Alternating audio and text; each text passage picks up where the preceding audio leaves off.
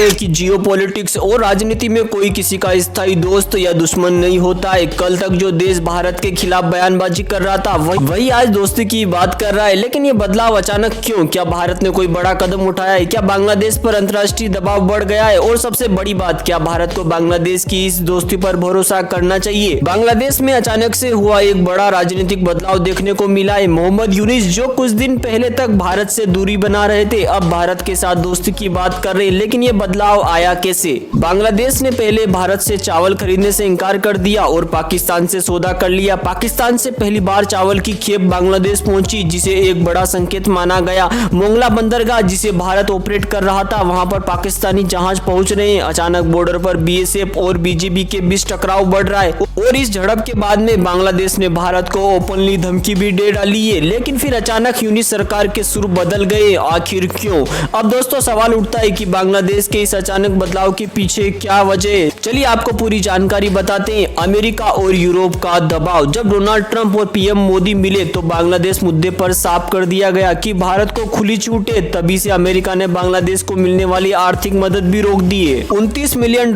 की मदद जो बांग्लादेश को अमेरिका से मिलती थी वो बंद कर दी गई। यूरोपीय यूनियन की संसद में बांग्लादेश में हिंदुओं पर हो रहे अत्याचारों पर चर्चा शुरू। वहीं यूरोप भारत के साथ फ्री ट्रेड एग्रीमेंट साइन करने की तैयारी में है। और दूसरा कारण, बांग्लादेश में आंतरिक संकट घिरे हुए। बांग्लादेश के अंदर भी यूनिस सरकार को भारी दबाव झेलना पड़ रहा है। यूनिस सरकार का समर्थन करने वाले छात्र नेता अलग होकर अपनी पार्टी बना रहे। बांग्लादेश के आर्मी चीफ ने खुली चेतावनी दी है कि अगर आर्मी और पुलिस ने साथ नहीं दिया तो देश टूट जाएगा। यूनिस को अब डर सताने लगा है कि उनकी सरकार खतरे में है। भारत का बढ़ता प्रभाव अंतर्राष्ट्रीय स्तर पर। भारत अब खुलकर अपने रणनीतिक कदम उठा रहा है। यूरोपीय यूनियन ने भारत में बांग्लादेश के खिलाफ रिपोर्ट पेश करवाई है। गंगा वाटर ट्रीटी जो 2016 में खत्म हो रही है, उसके रिन्यूअल पर भारत अब शर्तें रख रहा है। बांग्लादेश की इकोनॉमी पर भारत का असर बढ़ता जा रहा है। अब सवाल उठता है कि क्या यूनिस सरकार इस दबाव में आ गई है इससे?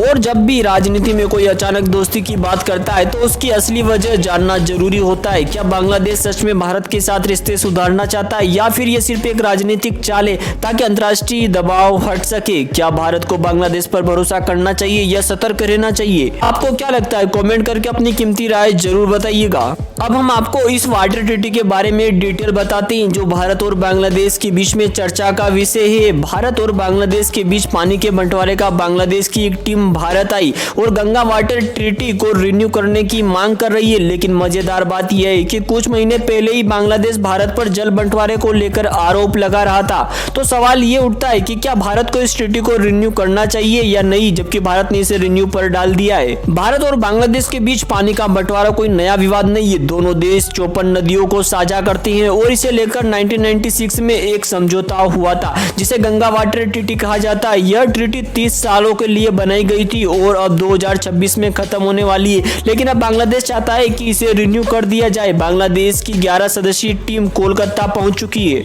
और फरक का बेरोज का निरीक्षण कर रही है। टीम का नेतृत्व मोहम्मद अबुल हुसैन कर रहे हैं जो कि ज्वाइंट रिवर कमीशन के सदस्य। लेकिन कहानी यहीं खत्म नहीं होती। असली ट्विस्ट तो अब आता है।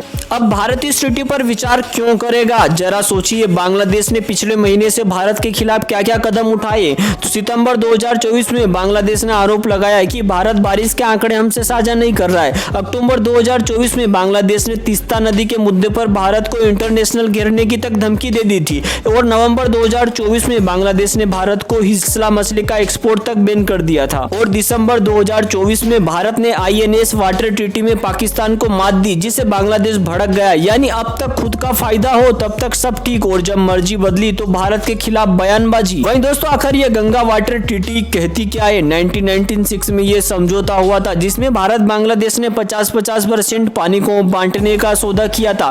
बांग्लादेश को 35,000 क्यूसेक और भारत को 40,000 क्यूसेक पानी मिलना था। ये ट्रीटी 30 साल के लिए बनाई गई थी और जैसा कि हमने आपको बताया कि 2026 में ये खत्म होने वाली है। वहीं दोस्तों भारत का इस पर एक्शन प्लान भी तैयार है। भारत लगातार मॉनिटर कर रहा है कि जब से बांग्लादेश में तख्ता पलट हुआ है तब से बांग्लादेश के रुख पाकिस्तान की तरफ मुड़े हुए हैं और भारत के खिलाफ होते जा रहे हैं। इसको देखते हुए भारत को अपने हितों की रक्षा करनी होगी और पानी से सिर्फ संसाधन नहीं बल्कि एक रणनीतिक हथियार भी हो सकता है। बांग्लादेश के बदले हुए रवैये को देखते हुए भारत को सतर्क हो जाना चाहिए। भारत को यह सुनिश्चित करना होगा कि इस ट्रीटी का फायदा सिर्फ बांग्लादेश को न मिले बल्कि भारत को भी इसमें ज्यादा फायदा हो। दोस्तों, आपको क्या लगता है, क्या बांग्लादेश अपने बदले रवैये के चलते भारत के भरोसे लायक बचा है या फिर उसका पाकिस्तान की तरफ झुकाव और चाइना की तरफ झुकाव भारत को नई मुश्किल में डाल देगा? कमेंट करके अपनी कीमती राय जरूर बताइए। मिलते हैं किसी नए वीडियो में, तब तक के लिए जय हिंद जय भारत। और दोस्तों, जाते जाते हम भारत और बांग्लादेश की सैन्य शक्तियों का एनालिसिस करते जाते हैं। बांग्लादेश से 100 गुना ज्यादा ताकतवर है भारत की मिलिट्री। आखिर कैसे? भारत के पास ग्लोबल फायर पावर इंडेक्स 2025 ने चौथे स्थान पर रखा है, यानी भारत दुनिया की चौथी सबसे बड़ी सुपर पावर है।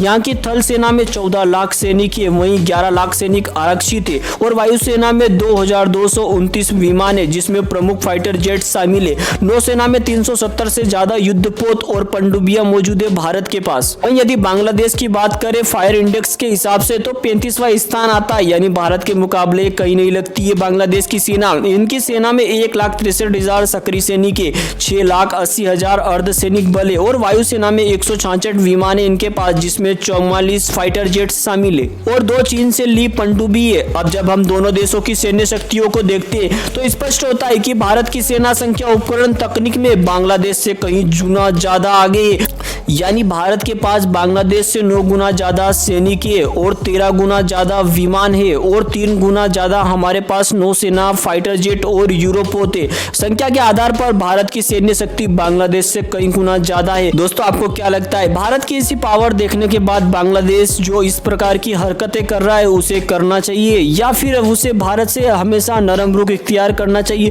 कमेंट करके अपनी कीमती राय जरूर बताइएगा। मिलते हैं किसी नए वीडियो में, तब तक के लिए जय हिंद जय भारत। वीडियो को लाइक और चैनल को सब्सक्राइब जरूर करिए।